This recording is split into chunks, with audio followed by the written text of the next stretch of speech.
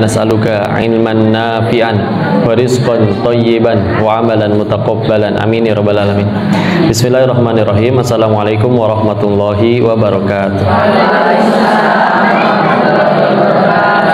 Alhamdulillah, alhamdulillahirabbil alamin. Alhamdulillahilladzi anzala sakinata fi qulubil mu'minin liyazdadu imanan ma'a imanihim.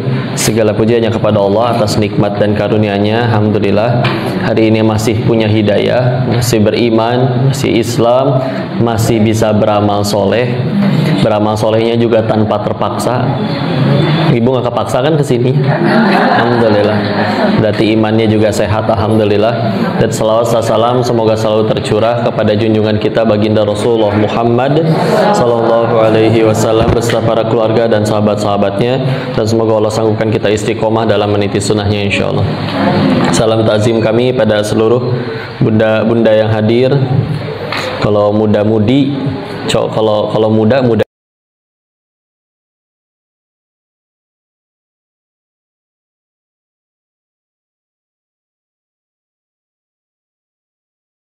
bunda nggak bisa bunda ada ya. Alhamdulillah. Dan juga dewan-dewan guru, Masya Allah, yang meskipun santri-santrinya lagi pada nggak di sini, tetap jadi wasilah tetap diadakan. Alhamdulillah. Waktu bahasannya kita ngebahas kitab, sekaligus sebetulnya ngecek nih, wah ini pada istiqomah nggak? Karena kadang biasa mau datang ngaji itu yang sesuai temanya. Temanya cara kiat untuk move on. Wah, aku lagi pengen move on. Pas banget baru datang, ya. Kalau ini mah nggak ada temanya, ya. Runut aja ngebahas. Tapi dilihat ada wajah-wajah yang tetap datang lagi. Bismillah ya. Mudah-mudahan tambah cinta dengan khazanah keilmuan keislaman ya. Ada yang baru pertama hadir juga, Cung. Tapi orang Bogor semua ini teh. Alhamdulillah. Baru. Iya. Bogor juga. Alhamdulillah. Dekat ya. Ada yang dari Polewali Mandar, nggak ada ya. Bolaang Mongondo. Bumi Allah luas, Masya Allah. Itu teh baru Indonesia doang ya. Baik, bismillah, yuk kita lanjutkan. Kalau cetakannya sama itu dikasih perinannya ya, 142. Kalau enggak nanti 142. Kalau enggak nanti tetap akan dibacain hadisnya. Dan ini kita sudah masuk ke bab kedua ya. Kitabnya kitab sunnah. Yang pertama kan kitabul iman, yang sekarang kitab sunnah. Kitab sunnahnya juga di bab kedua. Jadi urutannya begitu. Ada kitabnya, bahasannya tentang apa dulu. Pertama kitab iman, di dalamnya ada beberapa bab. Terus ini kitab sunnah, di dalamnya juga ada beberapa bab. Ini kitab yang kedua, kitab sunnah. Terus babnya bab yang kedua, ancaman meninggalkan sunnah dan mengikuti bid'ah dan hawa nafsu. Ya, sama tidak? Sama ya. Baik, istilah. Untuk itu kita sempurnakan adab kita dulu kepada kitabnya, kepada penulis kitabnya. Kita bacakan doa untuk beliau ya. Bismillahirrahmanirrahim. Alhamdulillahirabbil alamin. Allahumma shalli ala sayidina Muhammad wa ala ali sayidina Muhammad. Allahumma ighfir lil musannif Syekh Al-Munziri wa Syekh Muhammad Nasruddin Albani wali walidina wali masyayikhina. Allahumma ighfir lahum warhamhum wa afihim wa'fu anhum. Al-Fatihah. A'udzu billahi minasyaitonir rajim. Bismillahirrahmanirrahim. Alhamdulillahirabbil alamin. Arrahmanir rahim. Maliki yaumiddin. Iyyaka na'budu wa iyyaka nasta'in. Ihdinas siratal mustaqim. Siratal ladzina an'amta 'alaihim ghairil maghdubi 'alaihim waladdallin. Amin. Sebelum itu mohon ridhonya saya duduk di kursi, Bu, nggak apa-apa, di atas. Maafin ya. Tapi insya Allah lebih nyaman kali ini karena dalam ruangan ada benda itu. Ya, di luar. Oh, berarti di luar lebih banyak pahalanya karena banyak. Yuk kita pindah keluar aja. Nah, istilah ancaman meninggalkan sunnah dan mengikuti bidah dan hawa nafsu. Kemarin sunnah itu kita udah jawab ya. Memang kalau di dalam Islam lawan katanya sunnah itu sebetulnya adalah bid'ah ya. Karena sunnah itu nanti maknanya banyak, tergantung mau dilihat dari sudut pandang apa. Kalau dari sudut pandang ilmu fikih, ini yang sering orang bilang, oh kalau dilakuin dapat pahala, nggak dilakuin Ya, ada yang menyebutkan tidak apa-apa, ada juga yang akhirnya mengubah, dilakuin dapat pahala, tidak dilakukan rugi. Rugi dong. Orang lain misalkan punya waktu luang 1 jam kosong yang sama, tapi dia pakai sholat duha, kita malah pakai yang nggak ngapa-ngapain, 1 jam berlalu tanpa jadi pahala, memang tanpa jadi dosa juga. Tapi ketika akhirnya dilakuin jadi ngelakuin sesuatu yang sunnah, contoh sholat duha, maka nanti kan pas di pengadilan Allah dia punya pahala lebih banyak. Dan pahala itu jangan diremehkan. Meskipun dianggap seperti amalan kecil, kalau ikhlas lillahi ta'ala, bagi Allah bisa jadi besar, dan Masya Allah bisa balasannya lebih luar biasa. Sehingga akhirnya rugi ya, tahu gitu saya juga duha. Nah gitu ya. Nah lawan katanya, selain itu sunnah juga ada yang kalau dalam ilmu hadis misalkan atau usul fikih, yaitu adalah apa yang disandarkan pada Rasulullah SAW, baik ucapannya, perbuatannya, ketetapannya, dan sifat-sifatnya, kecepatannya. Ulangi ya. Ma'udifa, apa yang disandarkan pada Rasulullah. Jadi nyandarnya ke Rasul ya. Nanti ada lagi istilahnya kalau misalkan ini nggak dilakuin Rasul tapi dilakuin para sahabat, itu ada lagi ya. Kalau yang di dalam hadis atau usul fikih ya sudah, apa yang disandarkan kepada Rasul, baik dari ucapan, tindakan, perbuatan ya, ketetapan, dan juga sifat-sifat. Ketetapan itu maksudnya gimana kok? Jadi nanti ada sunnah. Aduh. Nah, pelan-pelan. Gak apa-apa, sakit nggak? Ya. Ada memang ya, misalkan sahabat ngelakuin sesuatu, terus sama Nabi nggak dilarang, dan Nabinya juga nggak ngelakuin itu. Maka itu juga berarti sunnah. Karena Nabi kalau ngelihat sesuatu yang munkar atau zolim kan pasti ditentang. Ini tidak ditentang, berarti ya sudah, itu ditetapkan oleh Rasul, tidak apa-apa ya. Dan nanti kita akan bahas contoh-contohnya juga ya.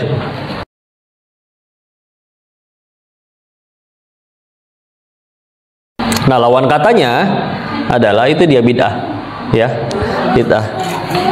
Jadi kalau yang misalkan yang udah kayak fardu ya, lawan katanya yang wajib berarti yang ya udah yang haram ya. Nah kalau yang sunnah lawan katanya bid'ah. Bid'ah secara bahasa ya adalah ngelakuin sesuatu, menciptakan sesuatu tanpa ada contoh sebelumnya ya. Menciptakan atau membuat sesuatu tanpa ada contoh sebelumnya ya. Maka kalau misalkan kayak orang bikin kursi ya, ini kan udah ada contohnya ya. Kita pernah ngeliat kursi terus kita bikin, jadi bukan paling pertama ya.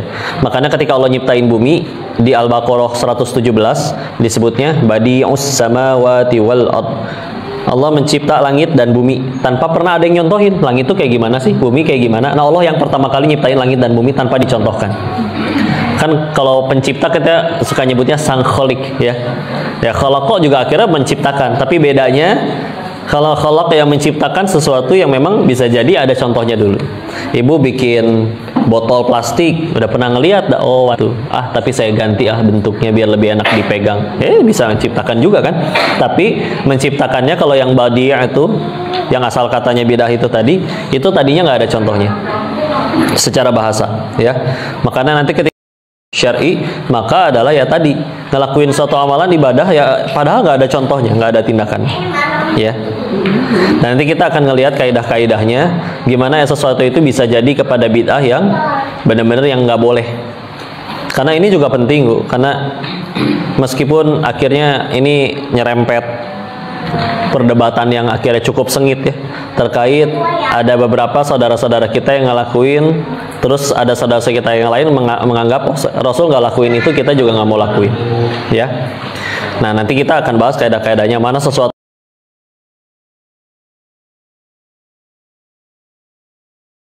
yang akhirnya udah disebut perbuatan yang baru, dan itu sampai yang jatuhnya tidak boleh atau sampai jadi dosa ya. Tapi itu dia ya, secara bahasanya sendiri atau secara istilah, pokoknya dia ngebuat sesuatu baru tanpa ada contohnya. Kenapa ini jadi penting? Karena begini Bu, kita ibadah itu kan ada dua, ada yang sah, ada yang diterima ya. Ada yang sah, ada yang diterima. Kalau sekedar sah gampang, syarat dan rukun aja terpenuhi ya. Misalkan laki-laki habis main bola masih keringetan, asem baunya, tapi ya udah dia ambil wudhu, sholat, pakaiannya menutup aurat yang penting, dan bahkan secara pikiran juga pikirannya kemana-mana, bahkan lupa rokaat, bisa jadi sholatnya tetap sah. Tapi kalau masalah diterima atau tidak, nah kita butuhnya yang diterima, bukan sekedar sah. Nah, naudzubillah, ada yang sah sih sah tapi nggak jadi pahala, nggak jadi amal soleh. Karena pun ya pikiran kemana-mana, niat juga salah misalkan, ya pengen dipuji calon mertua, ya dan yang lain-lain. Maka ini lebih penting lagi, kita butuhnya yang diterima oleh Allah. Nah kalau pengen diterima, syaratnya apa? Ada dua. Satu, niatnya benar. Dua, caranya benar. Gitu aja, ya. Ulangi, kalau pengen diterima amal solehnya, satu, syaratnya adalah satu, niatnya benar. Dua, caranya benar. Niat yang benar teh kayak gimana? Ikhlas lillahi ta'ala. Makanya ciri ikhlas itu sederhana. Ada orang, nggak ada orang, sama aja. Karena dia ngelakuinnya kan untuk Allah yang maha melihat. Kalau misalkan dipuji baru semangat, tidak dipuji tidak semangat, dicaci patah semangat, oh udah jadi tanda, ya. Karena kalau yang ikhlas lillahi ta'ala, ini orang mau balik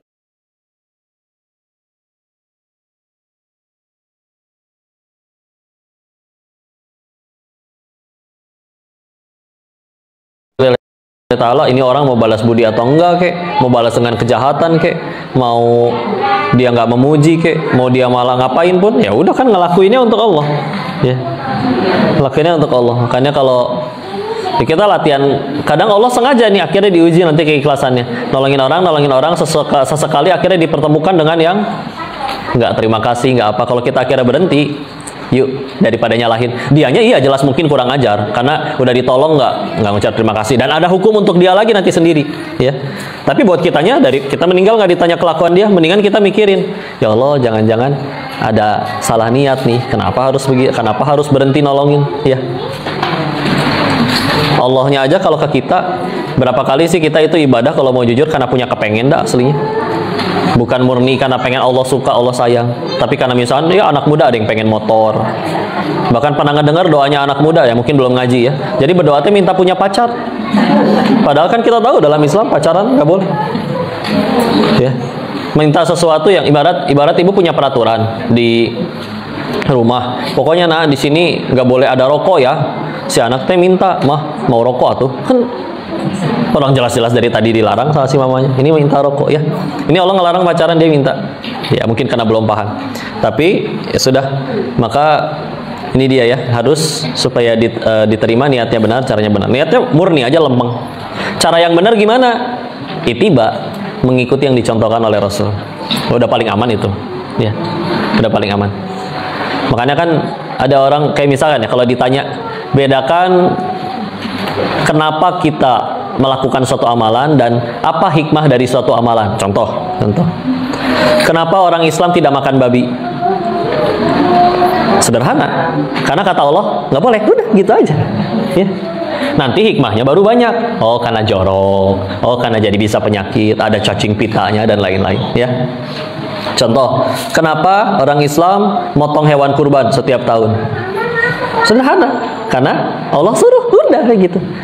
Apa perintahnya? Fasholli li rabbika wanhar. Itu udah masuk surat terpendek.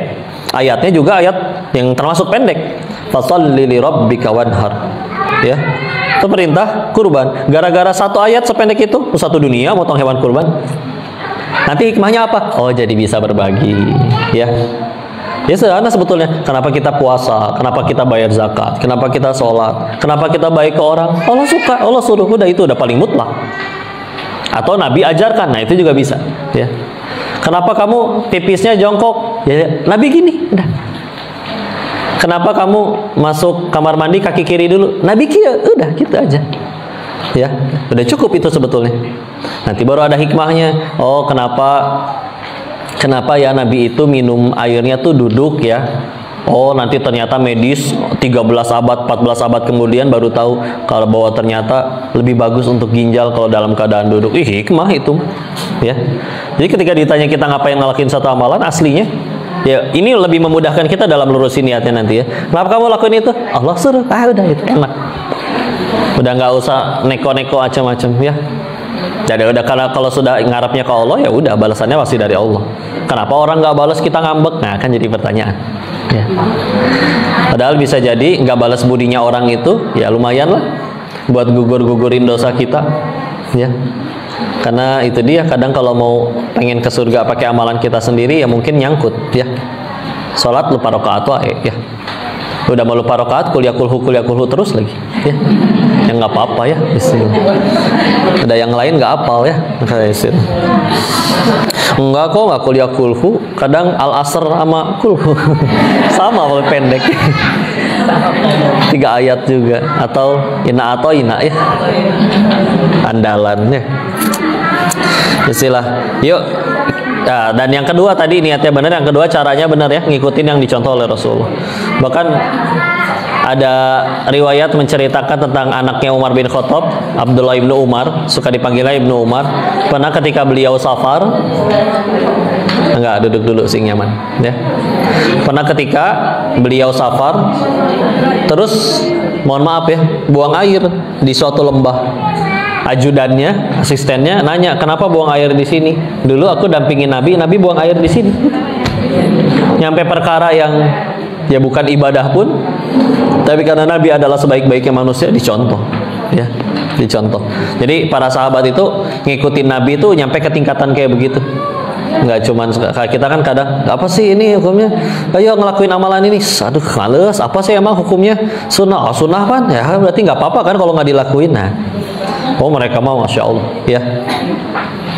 Karena salah satu keuntungan kita menjaga ikut sunnah adalah akan semakin sulit untuk bangsa jin untuk mengganggu. Kemarin ini sempat dibikin video, ada bahasan kan, soalnya terkait ada yang, ya ada tokoh minta supaya silakan nantangin para dukun untuk santet saya. Kalau mempan saya kasih 1 miliar sama saya kasih Alphard, ya. Dukun-dukunnya nggak suka, diancam, terus akhirnya nanti jam 12 akan terjadi sesuatu. Dia tantangin jam 12 malam live kayak gini. Ternyata tidak terjadi apa-apa, ya. Maka ya ini dakwahnya beliau ya, untuk supaya ya orang nggak perlu takut lagi sama kayak gitu, ya. Bukan tidak percaya tentang jin atau tentang hal goibnya, itu di dalam Qurannya ada. Tapi karena memang ada oknum-oknum ngaku-ngakunya punya anak buah jin, pakainya ayat Quran lagi, terus bisa ngancem orang, nih kamu saya santet ya, jangan macam-macam, kamu bisa saya bikin naksir dan lain-lain, ya. Ada ajian-ajiannya, apa tuh, semar mesem, ya, jaran goyang, ya. Enggak. Nah, mereka pilihannya kan ya memang satu, digangguin bangsa jin atau dibantu oleh bangsa jin. Masalahnya kan bangsa jin itu diciptainnya sama kayak manusia. Wa ma khalaqtul jinna wal insa illa liya'budun. Tidaklah kuciptakan jin dan manusia kecuali buat ibadah. Nah, manusia juga gitu kan, ada yang ibadah, ada yang nggak mau nurut. Jin juga gitu. Ada yang jin yang soleh beneran ada. Ada juga jin yang nggak mau nurut. Oh berarti beneran ya kok jin yang soleh ada? Ada, tapi asli jin yang soleh ya dia sibuknya ibadah, nggak akan mau kerja sama manusia, apalagi buat perintah yang enggak, ya kan? Bikin dia menang jabatan, bikin dia jadi kaya, ya. Syaratnya aneh-aneh lagi, kudu nyari janin bayi, ayam cemani, ya, apa diambil darahnya, macam-macam. Ada yang kudu kuburan yang masih seger diambil tanahnya, diambil tali pocongnya, atau pernah yang paling aneh harus diambil jempol kaki mayatnya, dan nggak boleh pakai gunting, harus digigit sampai putus. Ih beneran, kalau ngedengerin dari yang orang-orang di luar ada yang nyampe kayak gitu. Itu kan yang paling ketawa ngakak terbahak-bahak siapa coba? Jinnya itu, ya. Ya Allah, ini manusia demi dunia, padahal kalau dia nurut sama Allah bakal dapat nikmat lebih banyak. Demi dunia yang sedikit dia rela tuh kayak gitu. Tengah malam udah masa sebetulnya aslinya takut gelap, takut hantu, ya. Tapi harus mau nggak mau ke kuburan demi kaya, demi dia naksir, ya. Ada yang demi kaya, ya Allah, minta nomor di kuburan. Zaman dulu masih ada togel, ya. Apa teh yang resmi SDSB ya? Nah, Porkas. Kelihatan ini dari zaman mana ini. Iya. Alhamdulillah ya. Nah, mereka si bangsa jin itu niatnya apa? Maunya ngebantuin manusia ngerusak akidah. Karena setan ini nggak suka kita ibadah kayak gini. Tapi juga bagi setan sulit untuk bikin kita habis ini langsung dosa rame-rame, langsung ngerampok bank rame-rame, kita nggak mana gimana caranya. Jelas-jelas habis ngaji bareng, udah habis ini langsung nyanter angkot kita berangkat ke bank ngerampok, ya nggak mungkin. Terus gimana tuh cara paling gampang supaya kita akhirnya gagal dapat pahala ngaji ini? Ada yang dikasih waswas, hatinya dibikin ngerasa sombong, lebih suci, lebih mulia. Ada juga yang dibikin ya udah rusak aja tauhidnya. Silakan Bu ngaji, silakan Bu sholat yang rajin. Tapi nanti kalau tokonya sepi, datang tuh ke simbah yang itu biar rame lagi, kan rusak tauhidnya. Ya. Muat nggak Bu? Kalau nggak ini kesini-sini masih bisa, ya. Jangan nangkring di jendela ya. Ya. Nah, jin tujuan ngebantuinnya itu, karena akhirnya kan misalkan ya, orang tadinya kalau misalkan ada masalah sholat tuh, gara-gara dia dikenalin sama misalkan orang yang ngakunya sakti, bisa ngeramal, akhirnya kalau ada masalah nggak sholat, dia datang ke si orang itu, kan rusak tauhidnya Bu. Kalau tauhidnya udah rusak, ya rukun Islam, makanya rukun Islam yang pertama syahadat ya. Karena ini paling penting, dengan syahadat dia akan rela sholat, zakat, puasa, haji. Meskipun keluar biaya, meskipun capek, meskipun nahan lapar. Tapi kalau misalkan ngerakuin sholat, zakat, puasa, haji, syahadatnya imannya nggak benar, masih ngeyakinin rezeki nih, saya pasti dapat rezeki banyak kalau habis datang ke dukun itu. Enggak, kan rezeki dari Allah. Rusak tauhidnya, ibu mau sholat, zakat, puasa, haji berkali-kali juga nggak laku. Karena yang tadi rukun Islam yang pertamanya gagal. Gimana setan cara ngegangguinnya? Adalah dengan cara ada pintu masuknya. Jadi setan juga ketika ngegangguin orang itu ada pintu masuknya. Ketika misalkan apa pintu masuknya? Yang paling utama dosa. Jadi makin banyak kita dosa, makin ada kemungkinan kita juga lebih mudah diganggu bangsa jin. Ini termasuk yang di dalamnya, mohon maaf ya, muntah paku, lain-lainnya. Selain itu, gimana cara ngelindunginya? Sebanyak mungkin ngelakuin sunnah Nabi. Nah itu dia. Semakin kita sering ngelakuin sunnah Nabi, semakin jin juga oh ini nggak bisa diganggu ini orang. Nah punten ya.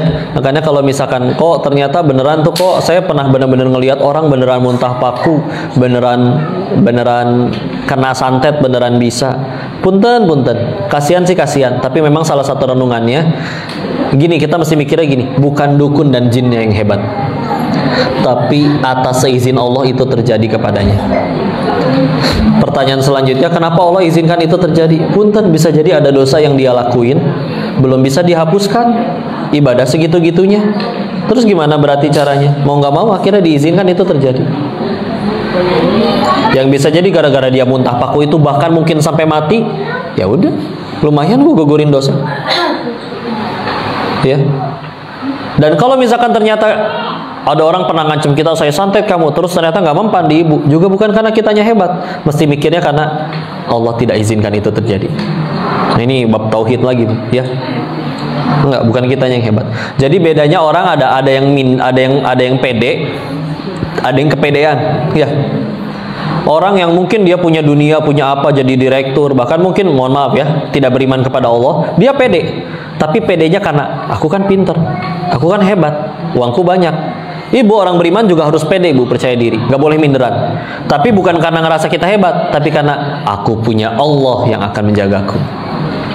Ya, udah Bismillah, nggak usah takut lagi. Jangan dipoto bertiga, nanti yang tengah mati duluan. Asli, yang motoge bakal mati itu demi Allah. Ya, iya kan?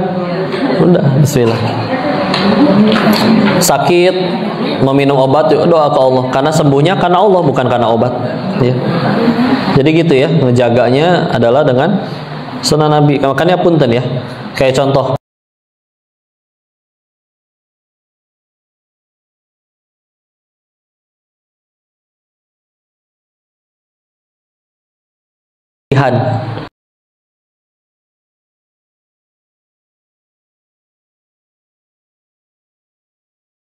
naksir, teringat-ingat, terngiang-ngiang mulu, ini pun nanti harus dibedain ya. Ada yang memang benar-benar emang dianya genit jadi naksir ya. Ada yang memang enggak. Nah, biasanya yang bisa kena sihir pengasihan itu, misalkan ada perempuan pakai susuk ya, susuk kacang hijau kah, atau susuk kacang kedelai ya, susuk Yang bisa naksir ke, mohon maaf, perempuan yang pakai susuk itu punten. Biasanya juga ya punten ya, sholat enggak orangnya. Nah, sejauh ini nggak pernah ngedengar ada yang berhasil cowok musyrik pakai dukun naksir sama hafizoh soleha hafal Quran. Nggak ada yang mempan tuh, Bu, asli. Mungkin kalau jinnya bisa ngomong ke orangnya, bos pilih-pilih target atau bos, jangan yang kayak gini ya. Ya makanya yang biasanya kena target ya punten ya. Ya ternyata yang mohon maaf akhwatnya belum berkerudung, sholat juga enggak. Karena ini juga pengakuan dari mohon maaf ya, ngakunya dukun tobat ya. Sama, memang makin orang itu takwa, tauhidnya benar terjaga kepada Allah, makin nggak bisa diganggu. Karena memang jin itu kan kalau di zaman Nabi mah jin teh diremehin loh. Sampai Nabi pernah bilang kan ada jin yang nggak ganggu beliau sholat. Kalau misalkan aku tidak teringat dengan kekuasaan Nabi Sulaiman yang meminta agar tidak ada kekuasaan yang lebih besar darinya, tadinya pengen aku tangkap itu jin, diikat di tiang masjid biar besok jadi mainan anak-anak Madinah. Coba anak-anak Madinah mainannya sama jin ya. Tapi kan nggak Nabi lakuin akhirnya, karena ya itu dia tadi. Tapi ya gini, makin kita berani nggak ngerasa mereka itu hebat dan bisa ngasih sesuatu mencelakai kita, makin mereka kecil. Tapi makin kita sieun eta poci. Tahu poci? Bahasa gaulnya pocong ya. Makin kita takut, makin ini. Lagian tuh mereka tuh bisa ngelihat kita tuh takutnya apa, munculnya itu. Makanya pernah dikumpulin ya. Ini Ustadz Muhammad Faizar tahu ya. Pernah ngumpulin sekitar 10 orang indigo. Kalau di luar indigo, kalau di rumah indihome ya. Kan home kan rumah ya. Di luar go, dia sedang go ya. Nah, dikumpulin ini 10 orang, suruh lihat yang katanya tempat angker itu, 10 yang ngelihatnya beda. Ada yang dalam bentuknya ada yang dalam bentuknya ya genderwo, ada yang dalam bentuknya macam-macam. Jadi dia nyesuaiin. Ini orang kira-kira ditakutinnya pakai apa? Ya. Suka ya takutnya apa, maka dia nyesuaiin ya. Gitu ya. Maka ya ini dia cara kita ngejaga supaya terjaga, ya udah banyak lakuin sunnah Nabi ya. Makanya nanti kita bahas tentang sunnah. Yuk kita akhirnya sekarang masuk ke hadisnya. Yang pertama dari Aisyah radhiyallahu anha, dia berkata, Rasulullah sallallahu alaihi wasallam bersabda, "Man ahdatsa fi amrina hadza ma laisa minhu fahuwa raddun." Barang siapa membuat ajaran yang baru dalam agama kami ini yang bukan darinya, dari Nabi maksudnya ya, nyanya itu ke Nabi, maka ia tertolak. Nah, ini yang pertama, jelas ya. Jadi misalkan ngelakuin kan yang dari Nabi itu udah jelas Bu, yang dilakuin oleh beliau apa aja, bahkan sudah jelas yang wajibnya yang mana, yang sunnah mana. Contoh sholat. Kita misalkan ini ya, bikin sholat yang baru.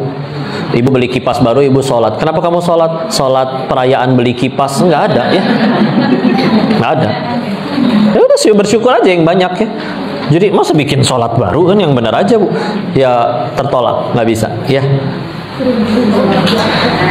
Oh ya, kenapa ini menjadi penting pembahasan tentang bid'ah ini sampai akhirnya dia ada di bab-bab awal? Karena kalau misalkan agama itu tidak dibatasi, orang bisa sekreatif mungkin bikin amalan baru. Mohon maaf.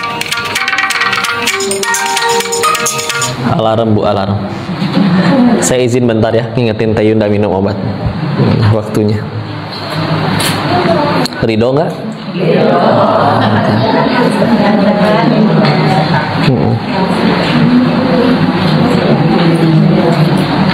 Bentar ya.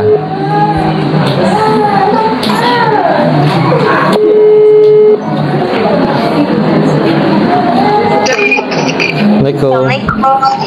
Minum obat ya, udah. Ya, udah lagi makan, Beb. Bentar dikit lagi ya. Iya, iya. Biar lanjut ya. Udah. Assalamualaikum.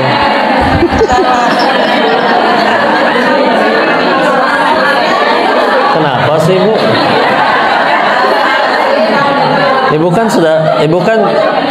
kan sudah tidak jomblo lagi.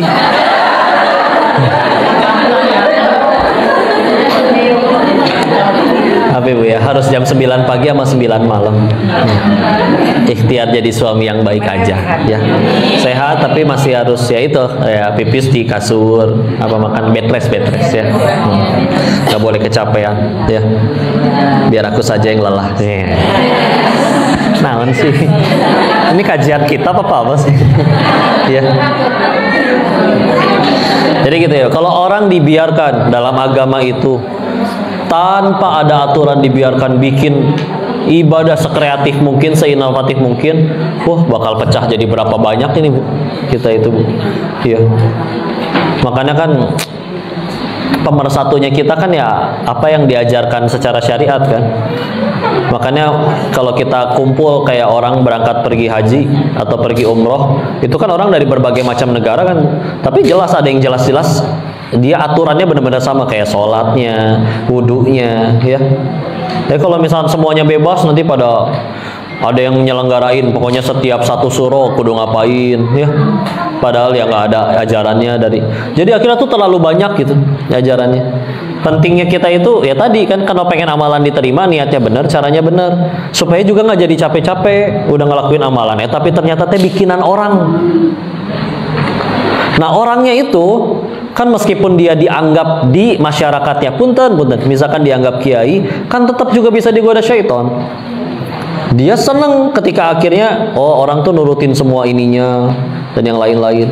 Makanya kan kalau ngelihat sepanjang sejarah ya akhirnya Nabi wafat itu ada yang ngaku-ngaku jadi Nabi. Karena hawa nafsu tuh memang suka untuk kalau aku dianggap jadi Nabi juga kan perlakuannya pasti spesial. Coba misalkan ya Nabi ngomong, kamu cantik, kamu harus jadi istri saya. Tuh dianggap wahyu kan repot, ya.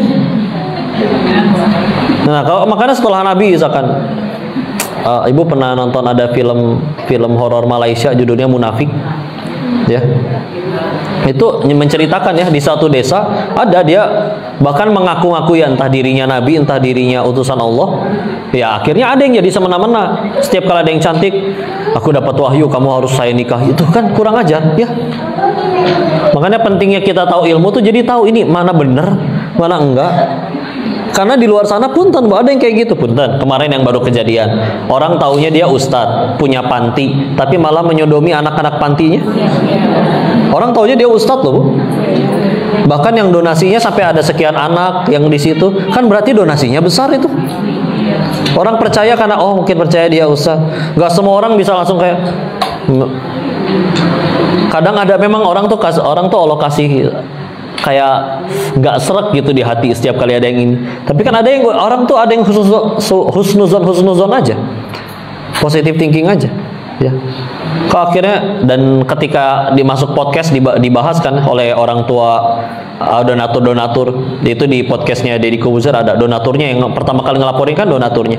Dia bilang soalnya ke anak-anak yang jadi korban penyodomiannya, ini tuh normal dalam agama tuh boleh, nggak apa-apa. Coba disodominya habis tahajud lagi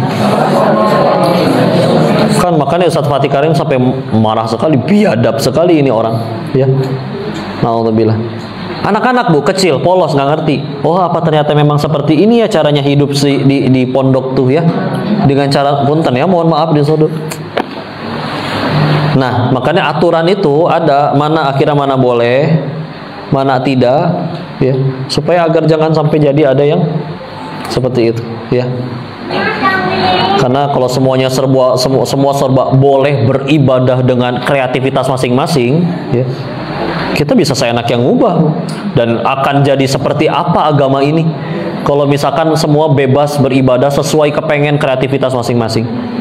Jadi udah paham dulu ya kenapa ini ada memang saudara-saudara kita yang memang benar-benar vokal sampai keras banget memerangi gitu bahkan istilahnya. Karena kita mesti pahami dulu, iya memang juga kalau semuanya serba boleh.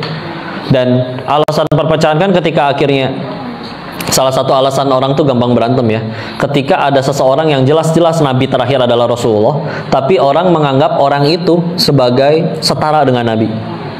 Karena punten ya, ada yang kepada kiainya, mana bagi dia adalah dia itu kiainya, itu sampai disuruh lompat ke jurang, sampai disuruh ya tadi ya, untuk dinikahi, ditiduri dengan dia pun mau rela, ya, mau rela. Maka na'udzubillah kan apa efek sampingnya kalau sampai terjadi kayak gitu. Makanya kita nanti misal ngelihat kenapa ya di Sumatera kayak ibadahnya agak, ini masih sama-sama di Indonesia, di Jawa Timur begini loh, tapi waktu saya ke Aceh atau ke Sumatera atau Sumatera belah mana kayak agak beda gitu urutan atau bacaannya dan yang lain-lain, ya. Ya karena mungkin ya akhirnya dulu nggak ada komunikasi, semua saling terus sepengetahuan, maka akhirnya jadi dianggap jadi kayak suatu aturan, padahal ya bisa jadi cuma pilihan. Kayak misalkan kayak Nah, memang ada beberapa hal yang dicontohkan, dan memang dicontohkan itu ada lebih dari satu contoh. Contoh, ketika habis dari i'tidal, sami Allahu liman hamidah, lalu pengen sujud, kan ada dua pilihannya. Boleh turun tangan dulu, boleh turun lutut dulu.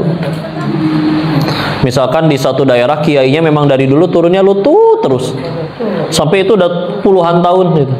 Sampai akhirnya menganggap, oh berarti harus lutut dulu. Tiba-tiba dia ke satu daerah, ke Sulawesi misal, oh yang turun tangan dulu, berantem, nggak bener nih, ini sesat ya, kayak gimana? Loh, makanya bisa jadi ini pentingnya ilmunya. Karena ternyata memang ada juga yang memang dicontohinnya lebih dari satu, ya. Dan dua-duanya itu ada di hadis riwayat Imam Abu Daud. Satu di hadis nomor 838, satu di nomor 840 dan 841. Ya. Memang nabinya nyontohinnya dua.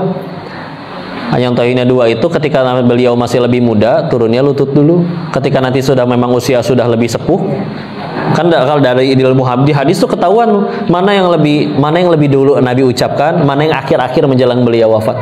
Bisa ada ilmunya untuk bahas itu. Ya namanya mungkin sudah usia bertambah, lutut udah mulai bermasalah, ya sudah, kira turun tangan dulu. Jadi boleh ternyata dua-duanya. Jadi ya memang perlu ilmu untuk supaya jadi itu begitu beda, tinggal langsung berantem gitu, ya. Karena memang ada yang beda yang benar-benar ini ternyata sesat. Ada yang memang ternyata oh emang dari Nabi juga contohnya lebih dari satu, gitu, ya. Ya Ibu, bahasan tentang ketika akhirnya kita sholat terus Al-Fatihah kan, itu bahasan terkait apakah Bismillahnya dijaharkan atau tidak. Ada yang Bismillah tetap ada tapi Bismillahirrahmanirrahim, Alhamdulillahirabbil alamin. Ada yang benar-benar nggak baca, ya. Itu tentang itu aja kalau dikumpulin semua hadisnya kurang lebih ada sekitar 70 hadis, ya, dengan sekian banyak riwayat. Oh ya udah, terus berarti kan kudu luar biasa kita kumpulin dulu semua hadisnya, dicek mana yang paling kuat. Nah kita cara ngecek hadis ini sahih atau enggak juga nggak tahu ilmunya, belum belajar mustalah hadis, minimal ya udah jangan berantem, ya. Seperti itu, ya. Nah, baik. Tadi sudah hadis yang pertama itu dari Aisyah radhiyallahu anha.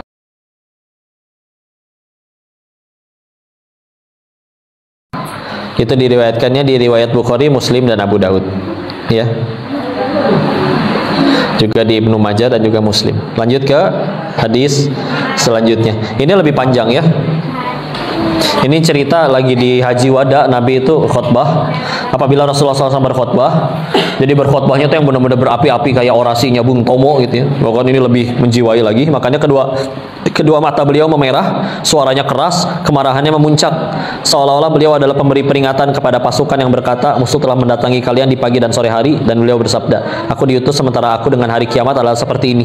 Udah deket banget, ya. Maka, nah kira-kira nih, kalau Nabi aja nggak nasehatin sampai matanya berapi-api, maka kira-kira nih amalan apa yang bakal Nabi nasehatin? Baru dijelaskan. Amma ba'du.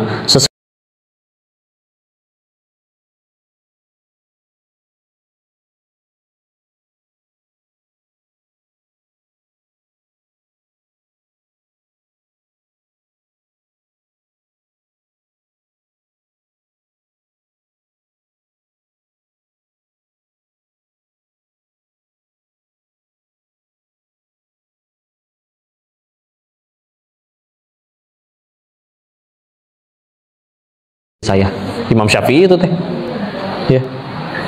Saya kalau misalnya ada yang kudu ikut saya, kalau udah ngaji di sini nggak boleh yang ngaji di tempat lain. Oh itu tanda tanya, salah satu ciri, ya. Silakan, ya. Walaupun kita juga harus dampingin dengan ilmu supaya akhirnya kan suka ada yang bilang ya udahlah ikut aja yang mana aja, ambil baiknya, yang buruknya nggak usah diambil. Masalahnya nggak semuanya punya alat untuk mencari tahu mana nih yang ini tuh baik betulan, yang maka boleh bisa diambil, mana yang untuk ngefilter, oh yang ini jangan. Makanya kalau misalkan ada beberapa kitab yang kayak kita bahas terus pengen dikaji, suka ada yang bilang kan, oh itu kitab itu bukan untuk pemula. Karena memang bahasannya ya gimana ya, bisa akhirnya bikin kita ntar keblinger, ya. Karena waktu di zaman para ulama setelah Nabi wafat, tabiin lewat, terus kan ada memang filosofi Yunani itu pada masuk tuh, yang sibuk mempertanyakan segala-galanya. Kenapa ya sholat asar 4 rakaat? Kenapa Allah turun di sepertiga langit? sepertiga malam. Kalau sepertiga malamnya di Arab kan di Amerikanya masih pagi. Terus Allah turunnya gimana? Kayak gitu dipikirin, coba buat apa? Tangan Allah, ada hadis kan bahwa hati manusia itu dibulak-balikan di jari jemari Allah. Jari jemari Allah kayak gimana ya? Itu dipertanyakan semua. Sampai akhirnya bikin orang tuh ya ninggalin sholat karena sibuk aja mempertanyakan segala hal itu. Ya, makanya akhirnya kan ditantang. Oh, berarti silakan kalau pengen baca yang kayak gitu-gitu, ya pemikiran-pemikiran yang dari luar, sebaiknya kita bahas dulu pondasi kita yang kuatnya kayak gimana, supaya akhirnya enggak gampang akhirnya malah jadi punten, Bu. Ada beberapa orang akhirnya belum pernah ngaji, baca buku-buku filosof dari Yunani dari mana, punten, akhirnya jadi ateis, akhirnya jadi gimana? Karena alhamdulillah. Maka dilanjutkan, aku lebih berhak terhadap setiap mukmin daripada dirinya. Barang siapa meninggalkan harta, maka untuk ahli warisnya. Dan barang siapa meninggalkan hutang atau keluarga, maka urusannya diserahkan kepadaku dan hutangnya menjadi tanggunganku. Ini Masya Allah ya. Nabi itu bilang, kalau misalkan ada orang, aku tuh jadi tanggungan bagi aku, menanggung semuanya. Kalau misalkan kalian meninggal punya warisan, itu untuk anak-anak kalian. Tapi kalau kalian meninggal punya hutang, aku yang nanggung hutangnya. Nabi ya. Masya Allah, Masya Allah. Ya. Nah, ini dia ya. Nah, tadi di sini di atas adalah seburuk-buruk perkara adalah yang diada-adakan, dan semua bid'ah kullu bid'atin dolalah. Ini sering sekali diulang-ulang ya. Sebaik-baiknya petunjuk adalah, sebaik-baik ucapan adalah kitabullah, sebaik-baik petunjuk adalah petunjuk Muhammad, seburuk-buruk perkara adalah yang diada-adakan, dan semua bid'ah itu adalah kesesatan. Ya. Kita bahas lagi dulu lanjutan hadisnya. Yang tadi diriwayat Ibnu Majah dan Muslim. Kalau yang ini, ketahuilah halaman selanjutnya ya. Ketahuilah sesungguhnya orang-orang sebelum kalian dari golongan ahli kitab. Ahli kitab itu berarti ya orang Yahudi, orang Nasrani di zaman itu ya. Berpecah belah menjadi 72 aliran. Dan sesungguhnya umat ini akan terpecah menjadi 73. 72-nya di neraka, satunya di surga. Nah, ini dia kan repotnya ya. Masalahnya semuanya nanti ngaku benar. Yang Syiah mengaku dirinya benar, ya. Yang benar kan makanya adalah di sini al-jamaah, maksudnya adalah ahlus sunnah wal jamaah. Masalahnya ternyata semuanya ngaku-ngaku ahlus sunnah wal jamaah. Makanya udah berarti gimana? Udah setiap beres sholat jangan tinggalkan doa ini ya. Ya Allah, hamba bodoh. Hamba tidak tahu mana yang paling kau ridhoi dengan keterbatasan hamba. Maka ya Allah, pertemukan hamba ya Allah dengan ilmu, dengan guru, yang dengan ilmu dan guru tersebut membuat hamba tambah diridhoi olehmu ya Allah. Istilah nanti biasanya ketemu ya. Kalau doa benar-benar tulus minta petunjuk ya. Nah, salah satu doa yang benar-benar nggak akan ditolak kan minta hidayah, minta petunjuk. Kita bisa minta duit, bisa jabatan, bisa minta popularitas, tapi kita malah minta petunjuk untuk hati kita. Oh, itu nggak akan Allah sia-siakan ya. Ketika akhirnya sudah turun petunjuk, istilah nanti ketemu dengan ya mungkin dia bukan yang pandai bicara, bukan yang mohon maaf ustadz yang masuk televisi atau gimana, tapi kok kalau belajar dengan beliau hati kita nyaman ya. Hati kita nyaman, bikin kita yang tadinya malas sholat kok jadi pengen sholat. Udah indikator paling awalnya itu aja ya. Memang betul yang banyak bukan berarti benar ya. Jadi bukan berarti yang punten kajiannya rame banget berarti benar. Oh, itu juga belum tentu ya. Tapi ibarat kalau misalkan memang patokannya memang Al-Quran dan Sunnah ya, Quran dan hadis. Masalahnya kalau kita ngerti Al-Quran dan hadis belum. Udah gitu kita orang baru nih, baru pindah ke Bogor, pengen ngaji, bingung kan ustadznya yang mana nih. Memang ada boleh salah satu nasihat, ya sudah ikut yang banyak dulu aja. Nanti sambil pelan-pelan dirasa semenjak ikut ngaji sama dia tuh kita gimana? Tambah dekat sama Allah enggak? Atau malah makin rajin ngumpat orang? Dasar kerudung yang nggak bener. Masa sholat kayak gitu mana diterima? Oh, itu udah bukan ranah kita. Kalau itu kita ngaji bikin kita kayak gitu, itu udah jadi pertanyaan ya. Karena ibarat begini loh, katanya yang banyak itu belum tentu benar. Kok kalau misalkan baru pindah kita ikut yang banyak dulu? Karena misalkan gini Bu, kita masalahnya baru di situ, nggak tahu yang mana. Ibarat ibu nyari soto, terus ibu nyari kalau soto yang paling enak di mana? Tahu-tahu lewat kedai soto, kok yang itu rame banget. Ada sesuatu mungkin yang bikin orang tuh sampai segitu berbondong-bondongnya ke sana. Maka sebetulnya sah-sah aja misalkan ngaji katanya misalkan ke ustadz yang itu karena ternyata kok rame terus ya setiap kali dia ngadain majelis kajian. Memang ada orang yang benar-benar ikhlas tulus lillahi ta'ala, akhirnya memang Allah gerakin hati orang pengen datang berbondong-bondong ke kajiannya. Atau juga memang ada orang yang sekedar pandai bersilat lidah aja, jadi orang pengen datang padahal bisa jadi isinya tidak baik juga. Nah, makanya pelan-pelan kalau misalkan benar-benar awam, bingung baru di suatu tempat, silakan untuk di awal boleh. Tapi nanti indikator selanjutnya, lihat gimana kita ke Allahnya, gimana kita ke manusianya. Ya, jangan sampai ngaji sih ngaji, tapi makin jago nyari kesalahan orang lain. Bid'ah tuh, neraka tuh. Padahal seharusnya kan tujuan kita ngaji juga untuk makin tahu kekurangan diri, bukan makin jago nyari kekurangan orang. Nah, kita meninggal nggak ditanya kekurangan orang, Bu. Ya, dan ngelihat kedekatan kita dengan Allah. Ya gitulah ya. Maka silakan tetap belajar sebanyak-banyaknya sambil punya ilmunya agar supaya tahu mana yang boleh diambil, mana yang tidak. Tapi kalau indikator yang paling sederhananya mah udahlah. Nah, seharusnya guru yang baik, ilmu yang baik bikin kita tambah banyak sujudnya. Tambah pengen dekat sama Allah. Bukan makin sering kita kotor hati. Ternyata yang bener gini. Berarti saudara-saudara saya yang lain tuh masih gitu amalannya ngaco semua tuh. Aku nggak mau main-main sama yang pada ngaco-ngaco gitu. Malah jadi jaga jarak sama saudaranya sendiri, keluarganya. Padahal bisa jadi memang betul ternyata amalan saudaranya salah. Tapi kan bisa jadi karena tidak tahu. Ya nggak tahu dikasih tahu, bukan dimusuhin. Ya. Nabi kan mendakwahin yang sampai dilemparin batu ke Taif kan karena orang Taifnya belum tahu. Ya. Apakah ketika nggak tahu dimusuhin? Enggak, malah disamperin sama Nabi. Ini yang benar tuh, Tuhan itu satu, Allah doang. Ketika sudah beriman kepada Allah mesti gimana wahai Rasul? Maka ada harus sholat yang wajib yang ini, zakat nanti itu hanya kalau mencapai nisab saja baru ada bayar. Kalau enggak berarti nggak harus. Kan baru diajarin kan? Ya sila. Kudu makin lembut lah ya. Kadang saya yakin orang tuh pengen banget jadi baik dah aslinya. Saya yakin semua koruptor nggak pengen selamanya korupsi itu. Semua orang yang selingkuh nggak pengen selingkuh sampai mati. Dua-duanya udah aki-aki ini masih berzina, pasti nggak mau.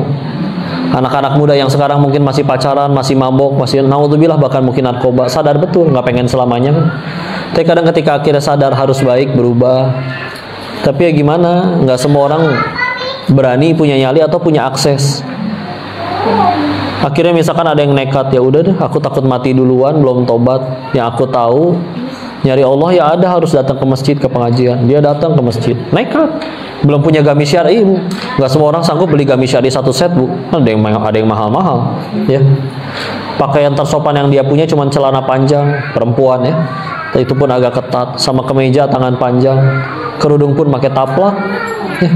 Itu pun cuma cekek leher karena pendek ininya. Berani nekat ke sini misalkan atau ke masjid. Tahu-tahu yang udah syar'i malah ngeplototin dari atas sampai bawah.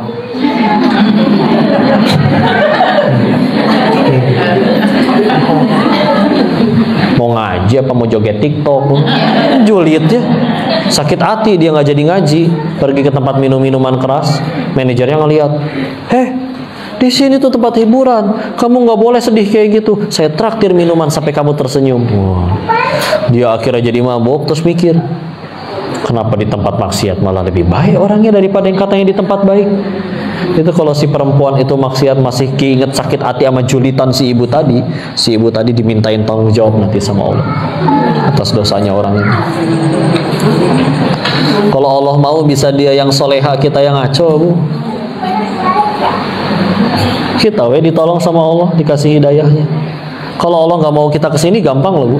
Bisa dibikin kunci motornya hilang, atau motornya hilang sekalian, atau ibunya hilang sekalian. Misalkan ya. Nyampe nggak tapi kesini? Nyampe. Tanpa terpaksa. Ada yang jalan ke sini naik motor harus jatuh dulu tadi? Enggak, aman. Meskipun ibu sen kiri belok kanan. Coba. Ibu sen kiri belok kanan lebih sering celaka atau selamat, Bu? Selamat. Allah tuh sayang sama ibu. Aslinya mah ibu teh belum boleh naik motor, nggak lulus SIM dah ya kan? Tapi ini SIM nggak punya, motor jalan nyampe ke pengajian. Ya. Ibu tahu nggak cara tes uji SIM teh kudu gimana? naik motor terus muterin itu tuh kayak ngebentuk angka 8. Hese ibu asli ibu mual bisa. Orang ngelihat ibu-ibu keluar dari Indomaret parkir mundur aja bingung kumaha mundurna. Ya. Ini tapi tetap ya disayang sama Allah. Selamat ibu ya. Lanjut. Kita bahas dulu semua hadisnya baru nanti ya kaidah yang 4 itu. Di bawahnya, sesungguhnya akan muncul di kalangan umatku sekelompok orang yang diseret oleh hawa nafsu seperti penyakit anjing gila menyerang penderitanya. Tidak ada aliran darah dan persendian padanya kecuali penyakit tersebut menyerangnya. Ya. Jadi di sini Nabi mengibaratkan orang kalau benar-benar tuh semua ngikutin hawa nafsu, sampai ibadah juga ngikutin nafsunya. Maka kata Nabi disebutnya seperti penyakit anjing gila. Agelo ya tamah. Ya. Ya ini mah pengibaratan Nabi aja ya.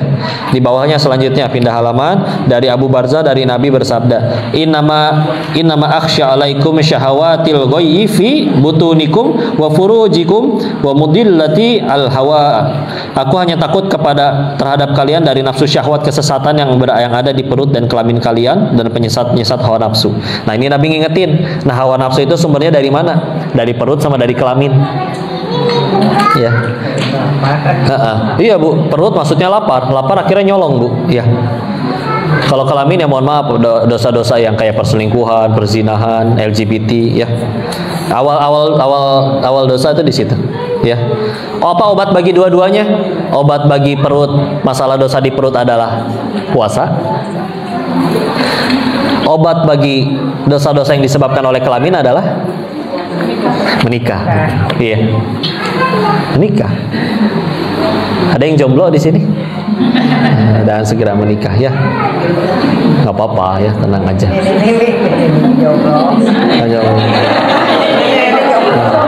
Oh iya betul juga ya. Oh benar. Berarti nenek juga jomblo. Masya Allah. Iya ibu benar ya. Makanya kan di contoh 9 Al-Ankabut ayat 45, Inna sholata tanha anil fahsya'i wal munkar. Sesungguhnya sholat itu mencegah dari perbuatan fahsya wal munkar. Ya itu dia, fahsya itu dosa yang disebabkan oleh kelamin ya. Munkar itu doa yang disebabkan oleh masalah perut. Sih juga termasuk doa perut, karena kan nggak demi muasin nafsu perutnya tuh. Dia tahu perutnya cuma buat makan 1 porsi, tapi dia terus aja ngambil berapa miliar.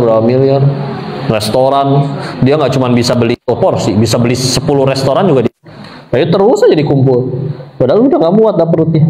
Ya. Jadi tadi ya, inna sholata tanha anil fahsya'i wal munkar. Fahsya itu dosa dari kelamin, ya. Munkar itu doa dari, ya. Jadi kalau sholat seharusnya bikin kita nggak mau ngelakuin dosa-dosa yang seperti itu. Ya, karena sholat juga jadi ini ya. Nah, di bawahnya nih dari Anas bin Malik radhiyallahu anhu,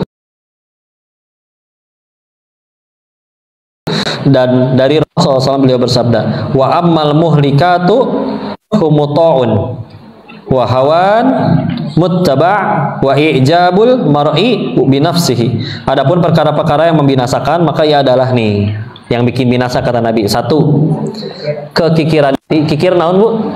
Koretnya, bakhil. Lucu dah kalau misalkan ibu ke Arab ya, terus ibu nawar dagangan di ini orang Arab, nanti dia bilang Indonesia bakhil. Kalau mungkin dia kalau dia orang Sunda mah meni koret, kamu teh ya. Karena kadang kita ibu-ibu teh nawar teh nggak nanggung-nanggungnya.